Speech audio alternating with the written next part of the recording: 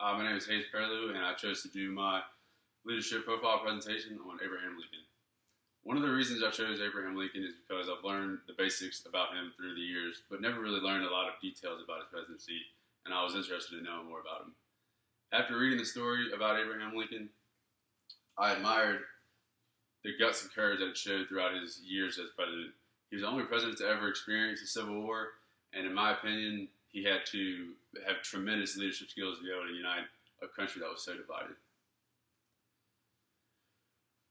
Even before Lincoln was sworn in, 7 states seceded from the Union for fear of what might happen.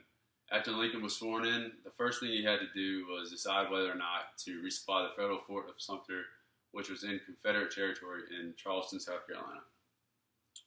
Lincoln did not want to cause tension between the North and the South, but also did not want to look weak by surrendering the fort. Lincoln promised the governor that he would peacefully replenish the fort supplies, but Union forces were met with open warfare by Confederate soldiers, causing the start of the Civil War. The Civil War lasted 4 years, in which Lincoln was called weak and ineffective. As the war continued, so did the push to abolish slavery. This led to the passing and signing of the Emancipation Proclamation and the 13th Amendment to abolish slavery. Lincoln can be viewed as practicing both democratic and authoritarian styles of leadership. Lincoln showed democratic leadership by wanting to do what was best for the people and the country, despite how he felt or how it affected him in the long run. He also showed authoritarian leadership by asserting himself, dealing with the Union military forces. When he felt like his generals were not doing their jobs, he learned all he could about military strategies, reappointed a new commander, and took more authority over the battle plans. Most importantly, authoritarian leadership is shown when he draft, passed, and signed the Emancipation Proclamation. At this point, Lincoln did not care what people said. He wanted slavery abolished once and for all. Lincoln embodied many leadership traits that shaped him into an effective leader. He demonstrated intelligence, determination, confidence, integrity, and sociability. However, the 3 most noticeable are intelligence, determination, and integrity. Intelligence is having good language, perceptual, and reasoning abilities, allowing leaders to understand the job that needs to be done and how to achieve it. Lincoln thirsted for knowledge and was self-educated and taught himself about politics and the law. Determination is being attentive to tasks, including taking initiative and being persistent. Lincoln's determination was very evident throughout the Civil War.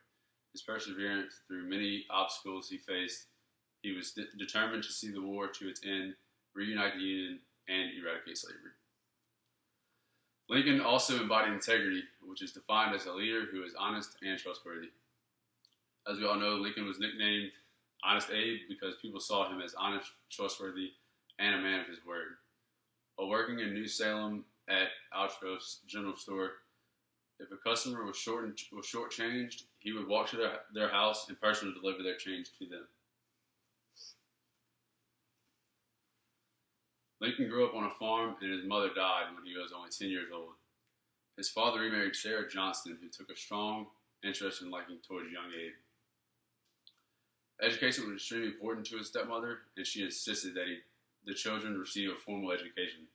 This is where Lincoln discovered his thirst for knowledge, becoming an avid reader and performing his public speaking abilities. He was well admired and respected by his peers. So Lincoln was met with many obstacles throughout the Civil War, but he had trouble with his war generals as they received to fight or advance on Confederate forces, sometimes ignoring Lincoln's commands altogether. As the war continued, Lincoln was also met with an increased push to abolish slavery by many anti-slavery Northerners and abolitionists. During the war, Lincoln was also faced with obstacles with his personal life in the second year of the war. Lincoln's 2 sons became ill with typhoid fever. Though they appeared to be getting better, Willie took a turn for the worse and eventually died. This was his second child he had lost within 12 years. Lincoln's vision. A vision is a change in the status quo in which leaders announce a need for change and instructions on how to achieve it. Lincoln's vision was to reconstruct a union in which every man was equal. He hoped to eradicate slavery and ease the country into a period of reconstruction and rebirth after the Civil War. He implemented his vision through writing the Emancipation Proclamation and giving the Gettysburg Address. Ultimately, Lincoln sacrificed his reputation, chance of re-election, and life. Lincoln had a strong desire to keep the Union together, but it proved difficult to bring together a country divided by slavery. He knew that if he took too firm of a stance against slavery, he risked farther rebellion, but Lincoln knew slavery was morally wrong and took the chance anyway.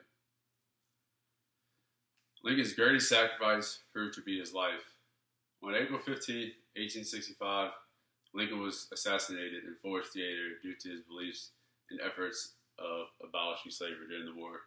And obviously, during that time, that was terrible for others too, because of Lincoln's great, just effective leadership. Lincoln was typically regarded as a very private person. He often suffered from depression, melancholy, beginning at a young age, but through his periods of grief, he learned how to reflect deeply on his life and its purpose.